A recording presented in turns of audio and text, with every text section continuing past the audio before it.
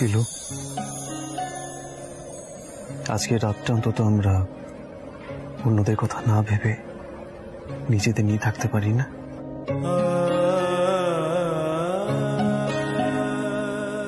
আমরা তো সবসময় অন্যদের ব্যাপারে ভাবছি। পিলু, আজ সকালে আমরা অনেক বড় একটা যুদ্ধ জিতেছি। আমরা কেন বলছেন ওস্তাদজি? আমি তো কিছুই করিনি। পিলু, তুমি যে কত কি করেছো তুমি সেটা নিজেও জানো না। যে মানুষটা গানের সাধনা ছাড়া আর কিচ্ছু বুঝতো না, সেই মানুষটা চোখের পর্দা সরিয়ে দিয়েছো তুমি। চারিদিকটা তুমি তাকে দেখতে শিখিয়েছো। পিলু, আজ আমার মতন মানুষের এই ঝড়ে তোমার সাথে একসঙ্গে থেকে এই ঝড়টাকে উপভোগ করতে ইচ্ছে করছে।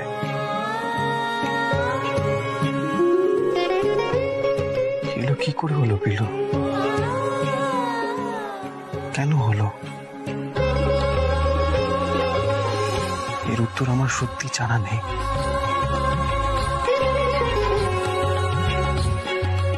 পিলু, আমি সবসময় তোমার সাথে একসঙ্গে সবকিছু করতে চাই।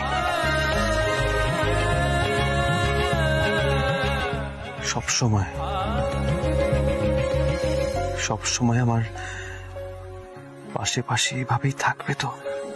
ওস্তাদজি, আমি আমি কি বলবো, আমি তো কখনো ভাবিনি এরকম একটা দিন আসবে।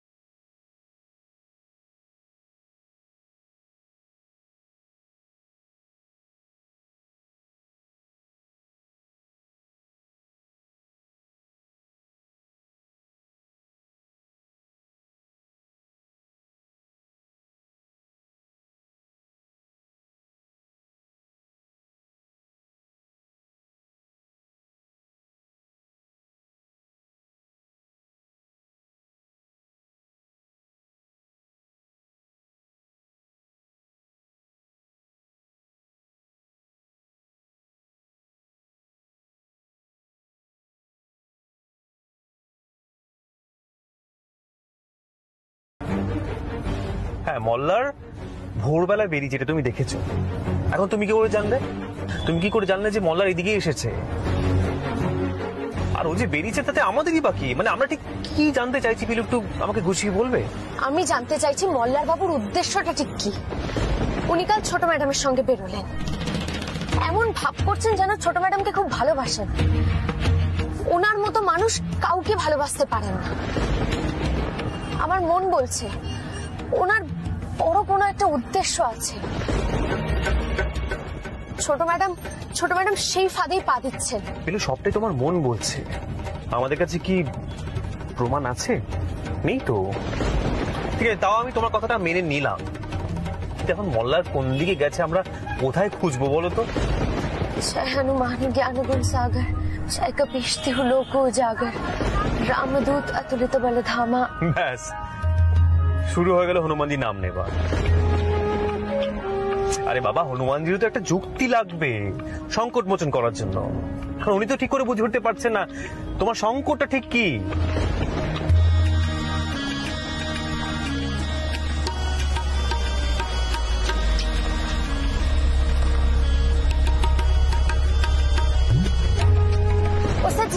ওস্তাদজি গাড়ি থামান, ওই যে মল্লার বাবু।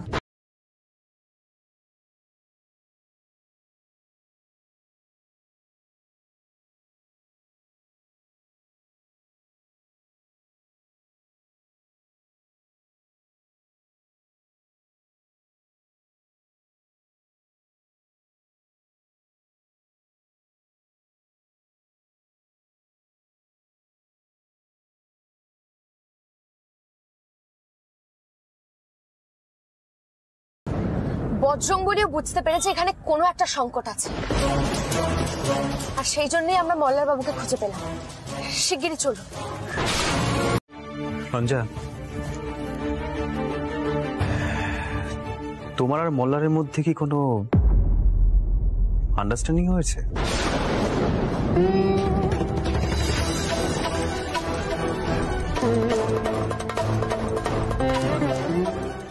মানে না মানে তোমরা কাল রাতে মানে বেশ রাতে যখন ফিরলে, তোমাদের দেখে মনে হলো যে তোমাদের মধ্যে একটা অন্যরকম সম্পর্ক তৈরি হয়েছে। সেটা হওয়াটা অস্বাভাবিক কিছু নয়, যথেষ্ট বড় হয়েছে রঞ্জা। রঞ্জা, তুমি নিজের সিদ্ধান্ত নিজে নিতেই পারো, কিন্তু কোনো ভুল সিদ্ধান্ত নিও না, এটুকুই বলার।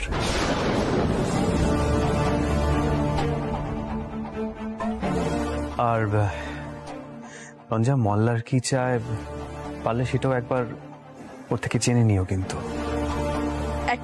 এক মিনিট আহির, তুমি ঠিক কোন অধিকারে আমাকে এই জ্ঞানগুলো দিচ্ছ?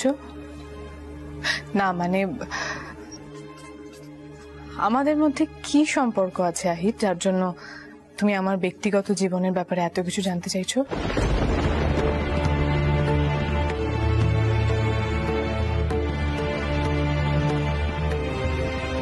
রঞ্জা, আমরা এই গুরুগৃহে একসঙ্গে বড় হয়েছি ছোটবেলা থেকে।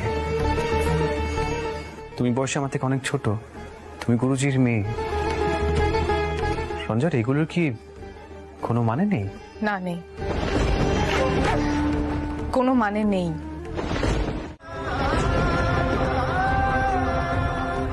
তুমি সুরমণ্ডলের বিরুদ্ধে গান গেয়েছো আহির, আর এখন আমার কোনটাতে ভালো হবে কি হবে না, আমি ঠকলাম কি ঠকলাম না, সেসব নিয়ে চিন্তা করাটা তোমাকে মানায় না। তুমি খুব ভালো করে জানো রঞ্জা, আমি শুধুমাত্র গুরুজির আদেশে সুরমণ্ডলের বিরুদ্ধে যেতে বাধ্য হয়েছিলাম। তাই? কিন্তু এটা তো তোমার একটা এক্সকিউজ আহির। আসলে তুমি কোনোদিনও চাওনি যে মল্লার সুরমণ্ডলকে জেতাক, তুমি সেটা সহ্য করতে পারোনি। তাই বাবার কথার ছুতো ধরে তুমি স্টেজে উঠে নিজের গলার রেঞ্জটা সকলকে বোঝালে। আচ্ছা আহির, আমি যতদূর জানতাম তুমি তো প্রচার পছন্দ করতে না, সবার সামনে নিজেকে জাহির করা পছন্দ করতে না, তাহলে তাহলে সেগুলো সব নাটক ছিল। মল্লার বাবু ভালো লোক নন, আপনি মানুন চাই না মানুন, উনি শুধু ক্ষতিই করতে পারেন। তোমার ইন্টেনশনটা না মল্লার বুঝে গেছিল। তুমি যে প্রপার্টির ফাইলটা চুরি করতে গেছিলে সেটা মল্লার ধরে ফেলেছিল, আর তাই তুমি ওর উপরে এতটা রেগে আছো, তাই না পিলু?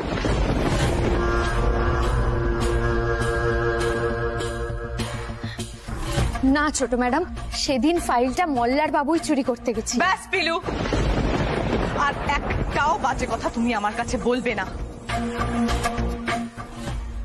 সম্পত্তির দিকে কার চোখ সেটা আমি খুব ভালো করে বুঝে গেছি। চোর কোথাকার।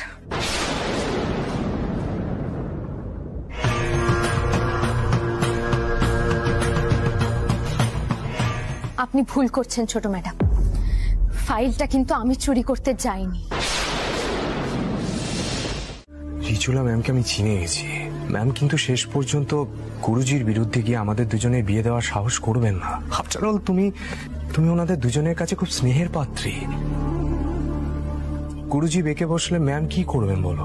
তাছাড়া সুরমণ্ডলে একটা সামাজিক প্রতিষ্ঠা আছে, এটা কেউ মেনে নেবে না যে ছেলেটাকে পণ্ডিত আদিত্য নারায়ণ মেনে নেননি, তাকে মেনে নিয়ে রিজুলা ম্যাম ধুমধাম করে বিয়ে দিচ্ছে। এটা হয় না, জাস্ট হয় না রঞ্জা। তাহলে একটা উপায় আছে,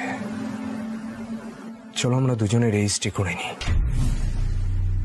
আমি সব ব্যবস্থা করে নেব। না না না, এভাবে কাউকে না জানিয়ে লুকিয়ে চুরে এটা সম্ভব নয় মল্লা, এটা সম্ভব না। রঞ্জা দেখো আমার দিকে, কি মনে হচ্ছে তোমার? মাঝপথে তোমার হাতটা ছেড়ে দেবো?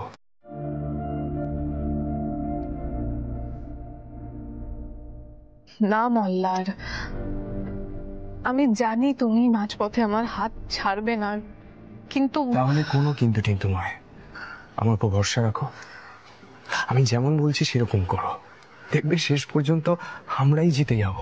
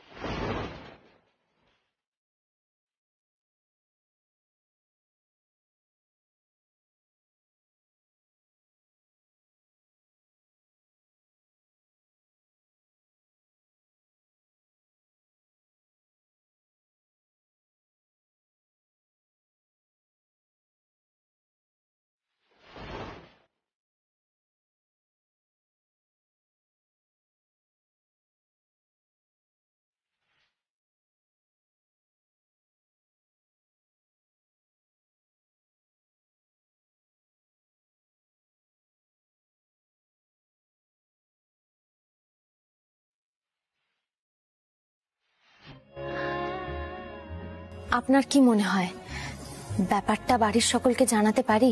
না পেলো, বলো না। তেমন কিছু প্রমাণ নেই আমাদের হাতে। দেখো বলে তুমি যদি এখন কাউকে কিছু জানাতে চাও তাহলে কিন্তু তুমি নিজেই ফলস পজিশনে পড়ে যাবে, সেটা আমি চাই না। তোমাকে তুমি বারণ করে দিলাম পেলো, আর তুমি দয়া করে এইসব বিষয় নিয়ে এখানেই থামো। তুমি আমার কথা দাও, কথা দাও এইসব তুমি কাউকে বলবে না, কথা দাও।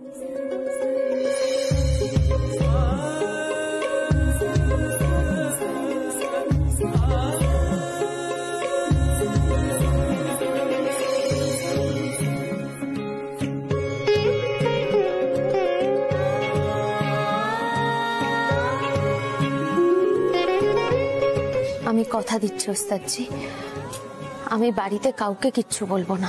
তাই সই। ফিলু, তুমি আমাকে পাগল করে দেবে জানো তো।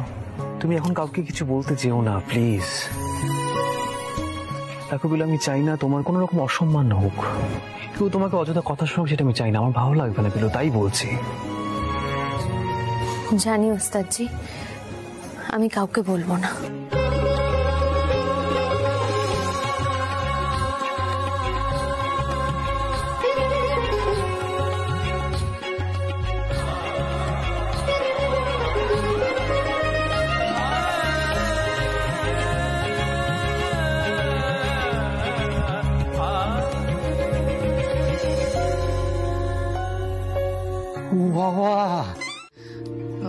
মম মম আমি রেজিস্ট্রি ম্যারেজ করেছি।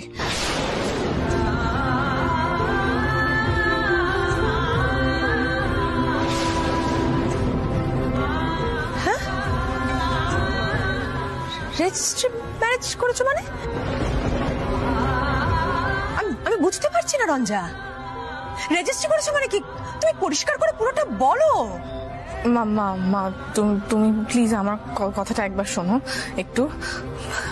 আমি আর মল্লা দুজনকে খুব ভালোবাসি, আর তুমি তো জানোই যে বাবা মল্লারকে একদম পছন্দ করে না। সবাই মল্লারের নামে এমন বলে রেখেছে বাবাকে।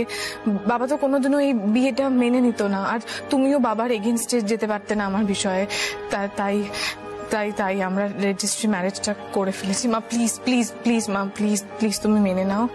আমি সত্যি মল্লারকে ভালোবাসি।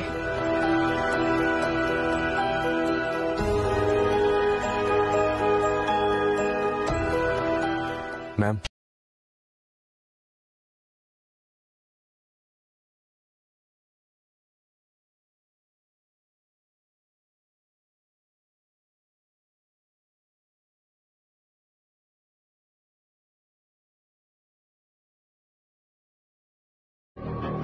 ও রেজিস্ট্রি করতে চাইনি, আমি ওকে জোর করেছি। আমাকে একবার বলা যেত না? না,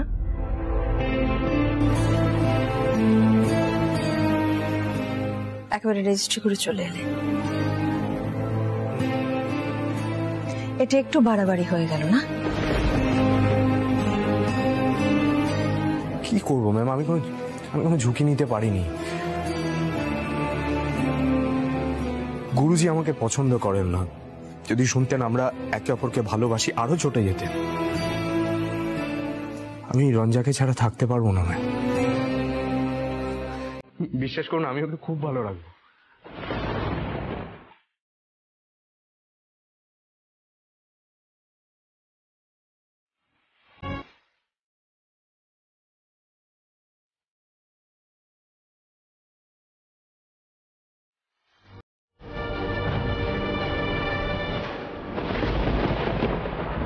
তুমি খুশি তো বেটা?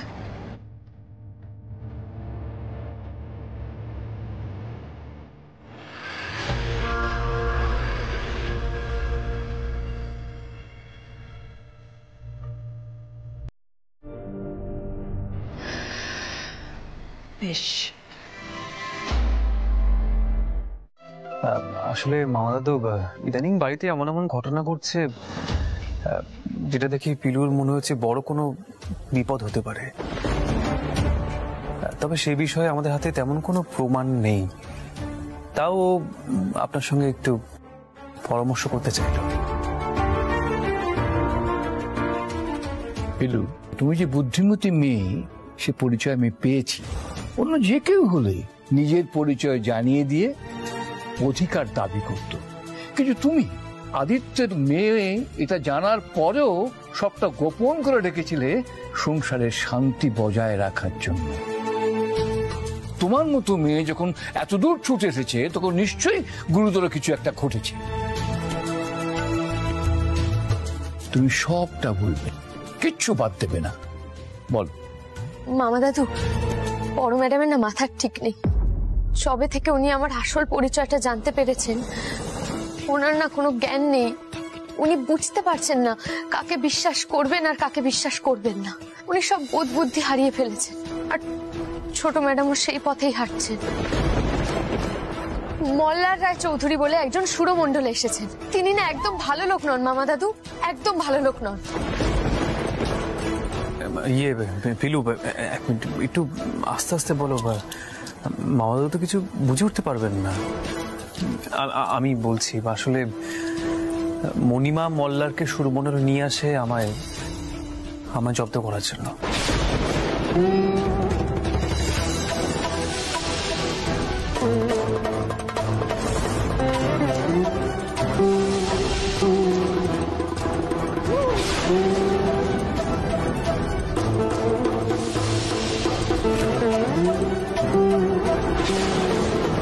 রঞ্জা, সত্যি আমাকে একটা কথা বলতো, দিদি ভাই যা বলছে তা সত্যি? তুই আমাদের কাউকে কিছু না জানিয়ে বিয়ে করেছিস? হ্যাঁ,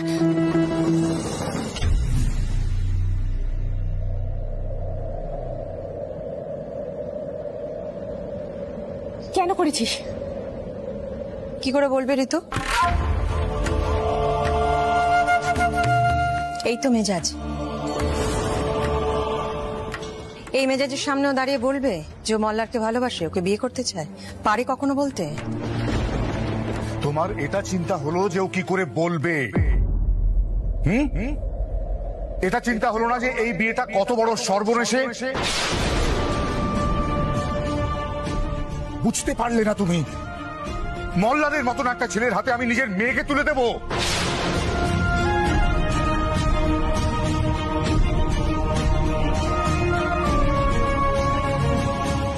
মল্লার, যার মধ্যে কোনো গভীরতা নেই, সবটা দেখনদারি।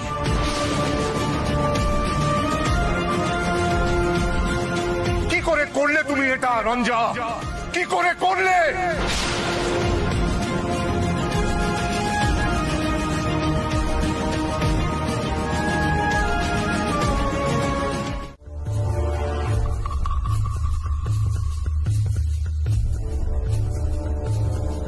বাবা, বাবা তুমি কি আমাদের সম্পর্কটা মেনে নেবে না? আদিত্যদা, রঞ্জা বোধহয় খুব ভয় পেয়ে গিয়ে এমন একটা কাজ করে ফেলেছে। তা বলে একেবারে লুকিয়ে চুরিয়ে বিয়ে? কাকপক্ষিতেও টের পেল না বিয়ে হয়ে গেল।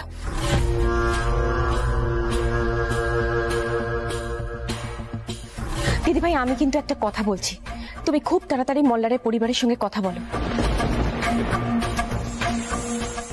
ওদেরকে না জানিয়ে ওদের সাথে কথাবার্তা না বলে এভাবে দুম করে এগোনো কি ঠিক? না, ঠিক নয়। আগে মল্লারের মা বাবার সঙ্গে কথা বলবো, তারপর দেখছি কি হয়। কাজটা অত্যন্ত খারাপ করলে তুমি রঞ্জা। ছি ছি, তোমাকে এইভাবে বড় করেছি আমরা, আমার মুখে এইভাবে চুনকালি মাখালে তুমি।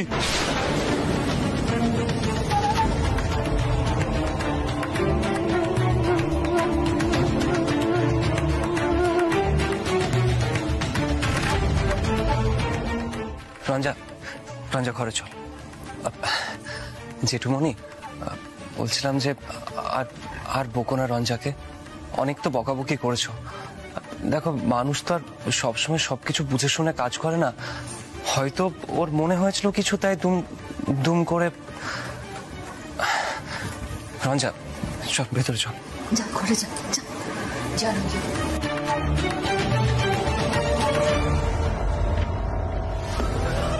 আমার জন্য রঞ্জাকে এত বকাঝকা শুনতে হলো না।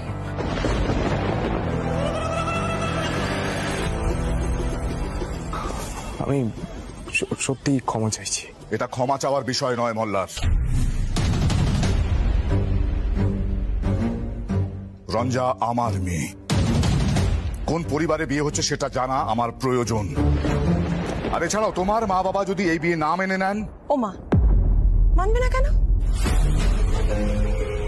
রঞ্জা আমার মেয়ে, তাছাড়া সুরমণ্ডলেও বেড়ে উঠেছে, সব দিক থেকে ওর যোগ্যতা আছে, মানবে না কেন? সেটা তোমার মনে হচ্ছে, তোমার। যদি মল্লারের পরিবার এই বিয়ে মেনে না নেন, তাহলে এই বিয়ে ভাঙতে হবে। কারণ কোন পরিবার এই বিয়ে না মানলে আমি সেই বিয়ে মেনে নেব না। ব্যাস।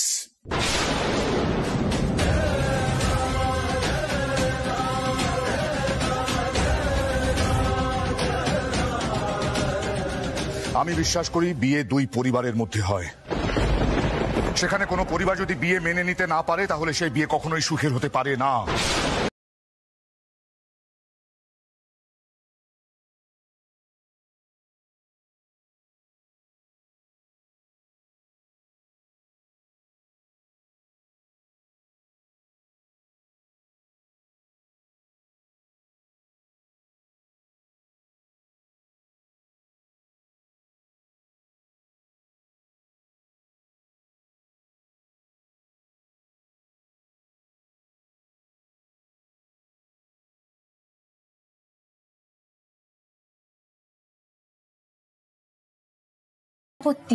সম্পত্তির কাগজ ফেলে গেছেন।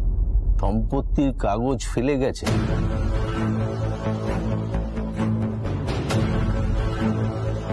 আরে ফেলে কেন যাবেন? উনি তো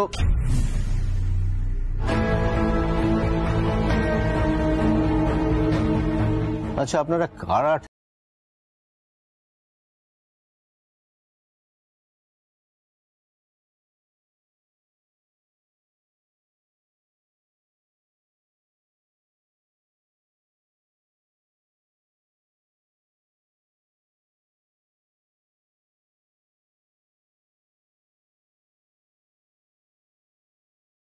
আমি তোমাকে ঠিক তোমার নামটা শুনে চিনতে পারিনি। কৈলাস আমাকে সবটা বললো, তারপর তোমাকে আমি চিনতে পারলাম। দীপঙ্কর এরা আমারই লোক। সুরমণ্ডল আমার ভাগ্নির বাড়ি। এই মেয়েটি পিলু, ও দেখেছে মলদারকে সম্পত্তির কাগজপত্র খুঁজতে, এবং এটাও দেখেছে যে ও তোমার কাছে এসেছে। দীপঙ্কর, তুমি শুধু আমাকে এটুকু বলে দাও যে সুরমণ্ডলের কোনো বিপদ আছে কিনা। আমি যদি জানতাম সুরমণ্ডল আপনার ভাগ্নির, তাহলে এই কেসের সঙ্গে আমি জড়াতাম না। কিন্তু স্যার, আর তো কিছু করা যাবে বলে মনে হয় না। মানে মামা দাদু, আপনি একটু ব্যাপারটা দেখুন, বড় কোনো সর্বনাশ হয়ে যায়নি তো? সর্বনাশ কিনা জানি না, তবে সুরমণ্ডল তো রিজুলা মুখোপাধ্যায় মল্লার বসু মল্লিককে দান করে দিলেন।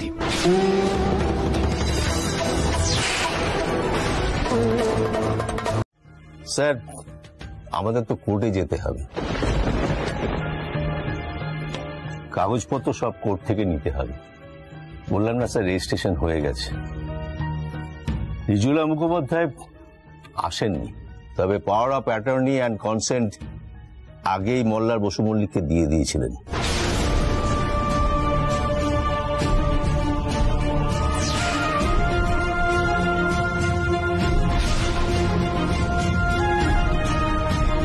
মল্লারই সব করে নিয়েছে, পেপারটা হাতে পাওয়ার অপেক্ষা। এত তাড়াতাড়ি মল্লার বাবু এত কিছু করে ফেললেন?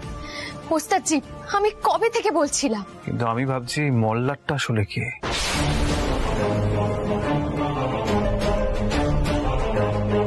আমার মনে হয় মাদাদু এক্ষুনি বাড়িতে সবটা জানানো উচিত।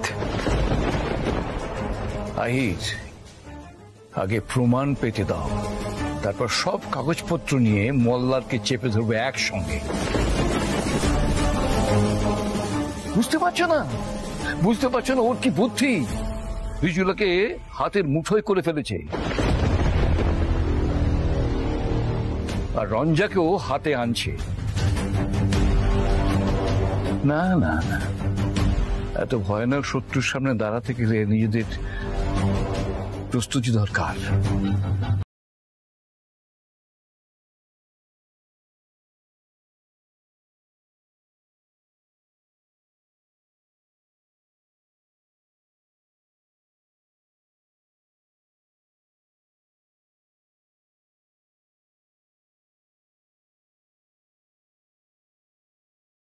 ঠাকুর মশাই, আপনি এখন আসেন, আমি প্রয়োজনে খবর দিমুগা।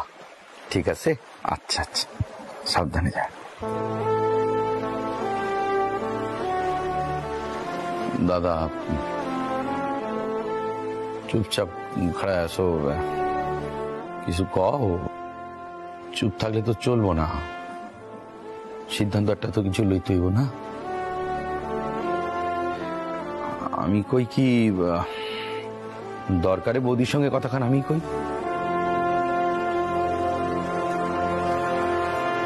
মা, ওই তুমি দাদার লগে কথা কও, বুঝছো?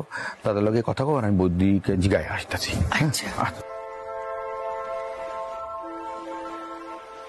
আদিত্য, তোর মনের অবস্থানখান আমি বুঝতে পারতাছি তো।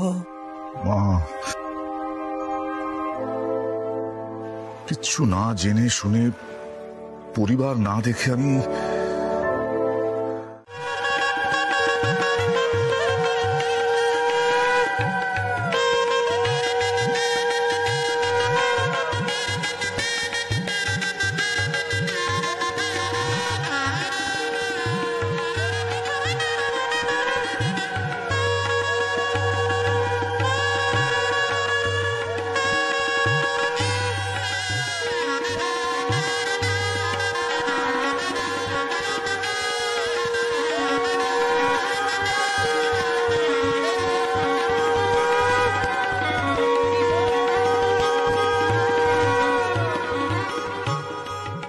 আদিত্য, বাড়ির মাইয়ার বিয়া হইতেছে, কত আদরের ধন, মুখ কান এরকম কোমরা কইরা রাখছস কেন? মাইয়াটা কষ্ট পাইতেছে না?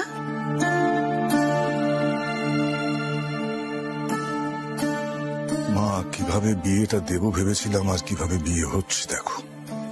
মল্লারের পরিবারেরও কাউকে দেখতে পেলাম না, কার হাতে কন্যা সম্প্রদান করছি কে জানে। মা, এবারে একটু আপনার ছেলেকে শান্ত হতে বলুন, বিয়েটা তো হয়েই গেল না।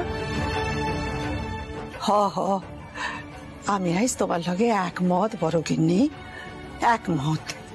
বিয়া হইল বিধাতার লিখন। ঠিক যেমন পিলুর কপালে আহিরের নাম লেখা ছিল, তেমনটাই হয়েছে। তেমনি রঞ্জার কপালেও যা লেখা আছে তাই হয়েছে। এই নিয়ে এত হা হুতাশ করণের কি আছে? হ্যাঁ, এবার সম্প্রদান হবে, বসে পড়ো।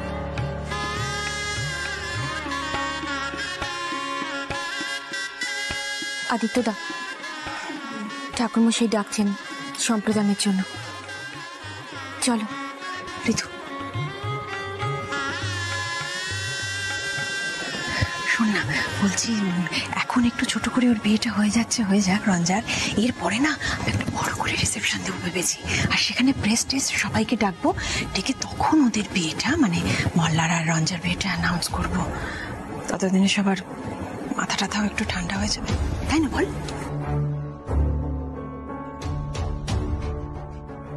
দিদিভাই, একটা কথা বলছি, কিছু মনে করো না।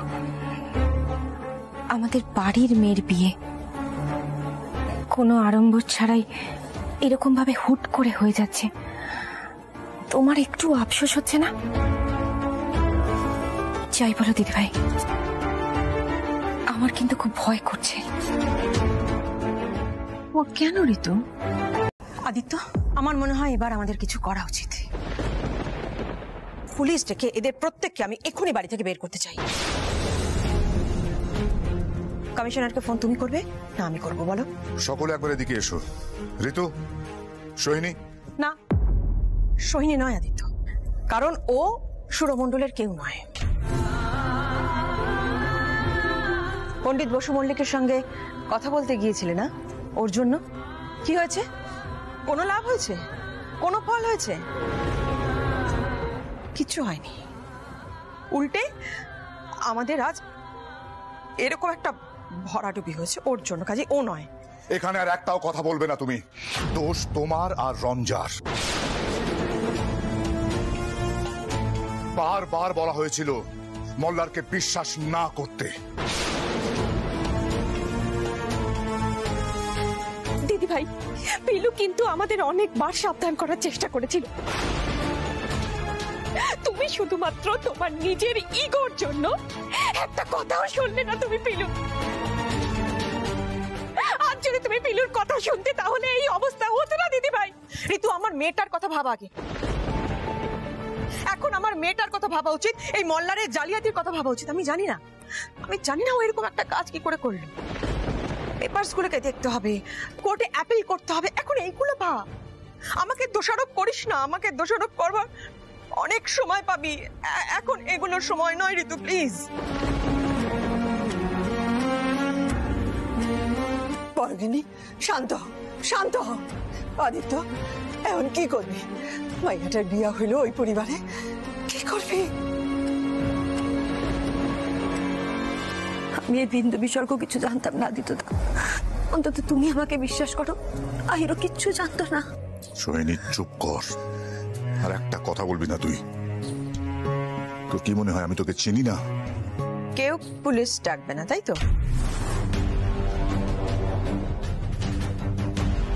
বেশ, আমি করছি।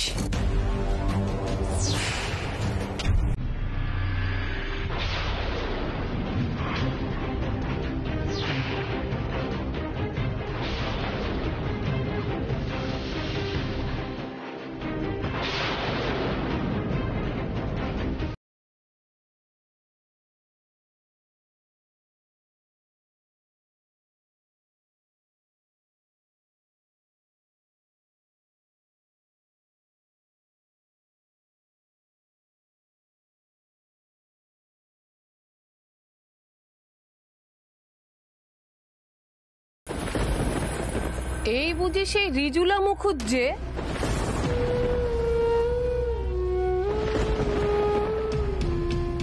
সামনাসামনি দেখিনি তো কখনো। তা আমাদের আহির কোথায় গেল? আহির আমাদের সঙ্গে সম্পর্ক রাখতে চায় না বিজয়া। ওর নিজের পরিবারের জন্য ওর লজ্জা হয়। এই হলো ওই শিক্ষার তফাৎ।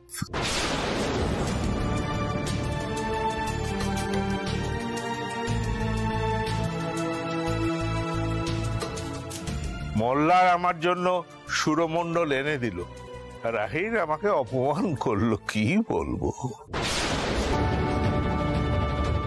সব দোষ আমার বড় ছেলের। সে তার নিজের ছেলে, নিজের বউকে সামলে রাখতে পারেনি। ওস্তাদজি, দোহাই আপনার, মুখের ওপর জবাব দিতে যাবেন না, কোনো লাভ হবে না। উনি হচ্ছেন সোহিনী, তোমার জেঠিমণি। তুমি তো কোনদিন দেখোনি ওনাকে? সবার মুখে কালি মাখিয়ে বাড়ি থেকে একদিন চলে গিয়েছিল।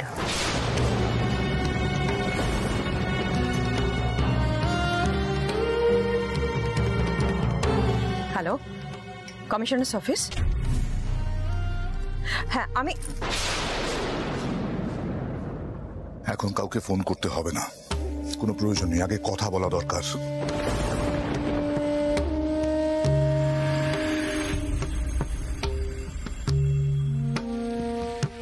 পণ্ডিতজি, আপনারা সুরমণ্ডলের অতিথি, আপনারা বসুন, তারপর না হয় আলোচনা হবে। ঠিক উল্টো আদিত্য নারায়ণ, তোমরা এখন আমার অতিথি।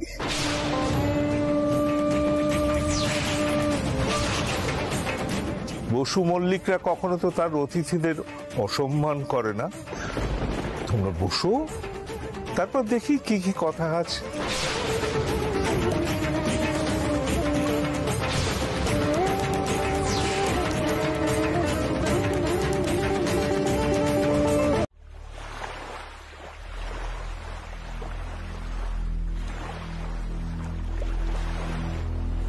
আপনারা সুরমণ্ডলের অতিথি, আপনারা বসুন, তারপর না হয় আলোচনা হবে। ঠিক উল্টো আদিত্য নারায়ণ, তোমরা এখন আমার অতিথি।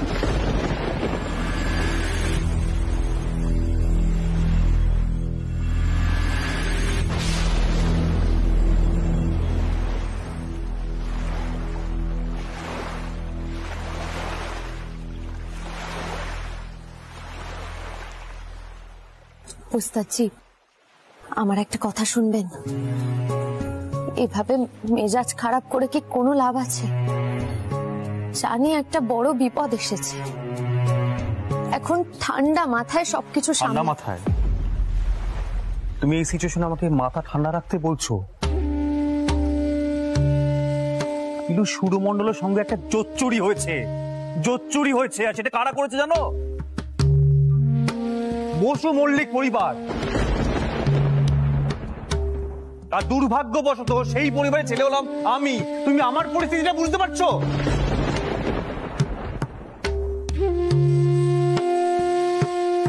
আর বাই দ্য ওয়ে পিলু, তুমি আমার দাদুকে ওভাবে কেন প্রণাম করতে গেলে?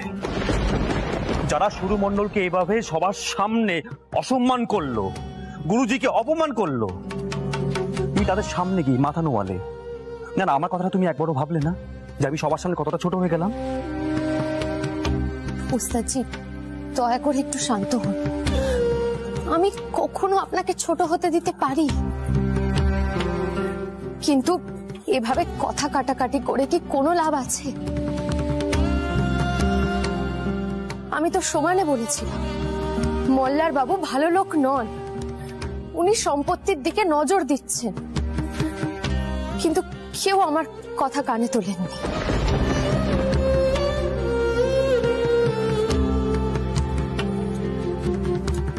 আমি এখনো বলছি ওস্তাদজি, আমাদেরকে ঠান্ডা মাথায় এগোতে হবে। এই সুরমণ্ডল আবার বড় ম্যাডামকে ফিরিয়ে দিতে হবে,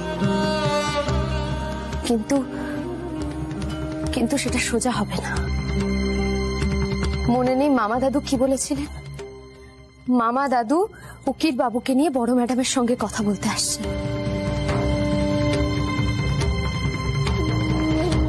তার আগে আপনি বরং দাদুর সঙ্গে একবার কথা বলুন।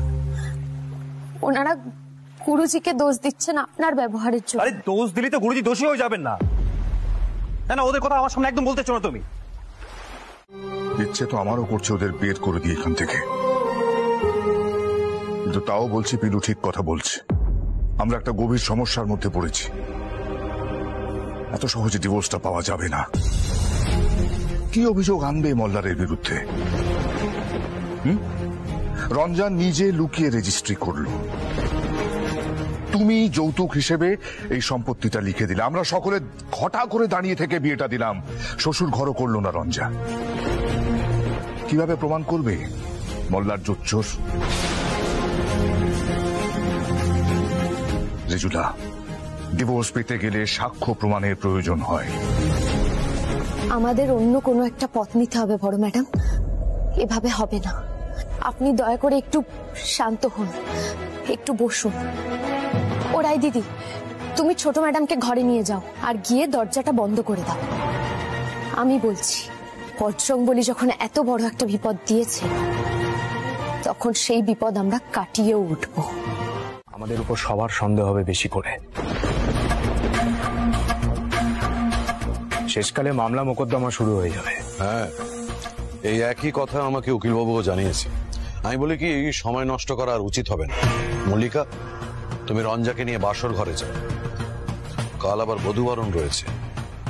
আজকে যদি রঞ্জা বাসর ঘরে যেতে রাজি না হয়, তাহলে কালকে কি এ ঘরেই গৃহপ্রবেশেও রাজি হবে? রাজি না হলে আমার ছোট নাতি জোর করে রাজি করাবে।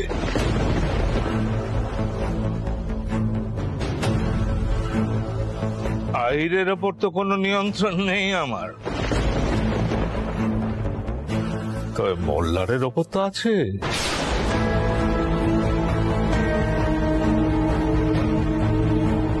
দাদু, আমার কথা বলাটা হয়তো ঠিক নয়, কিন্তু একটা কথা না বলে থাকতে পারছি না। নতুন বৌদিকে একটু সময় দিলে হতো না?